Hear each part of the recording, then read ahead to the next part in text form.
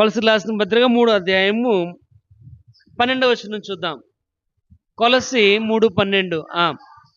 దేవుని చేత ఏర్పరచబడిన వారును పరిశుద్ధులను ప్రియమైన వారికి తగినట్లుగా మీరు జాలిగల మనస్సు కావాలి. మూడోది ఏంటంటే అమ్మా, జాలిగల మనస్సు.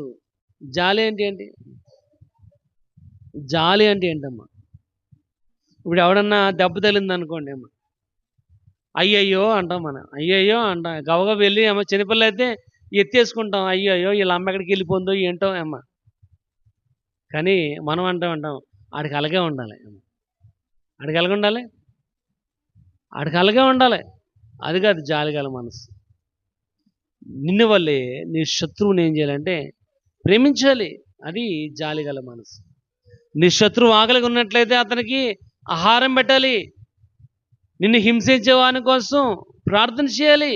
అది జాలి కలిగిన మనసు. ఒక రోజున భయంకరమైన జనసమూహము దేవుని యొక్క వాక్యాన్ని వింటూ అలాగే ఉండిపోతున్న సమయంలో యేసుప్రభువు అంటున్నాడు, వాళ్ళకి ఏదైనా ఆహారం పెట్టాలి అన్నప్పుడు ఒక చిన్న పిల్లవాని దగ్గర 5 రొట్టెలు 2 చిన్న చేపలు కనబడ్డాయి.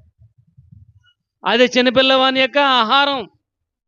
కానీ ఆ చిన్న పిల్లవాడు ఇంతమంది జనసమూహం మీద జాలిపడ్డాడు గనుక ఈ 5 రొట్టెలు 2 చిన్న చేపలు 5,000 మంది పురుషులు తిన్నా కానీ ఇంకా 12 గంపలు మిగిలిపోయినాయి. కాబట్టి జాలి కలిగిన మనస్సు కావాలి. 18 సంవత్సరములుగా రక్తరోగం, ఇక్కడ రాయబడి చిన్న 18 సంవత్సరములుగా బలహీనపరచు దెయ్యం పట్టింది ఒక స్త్రీకి.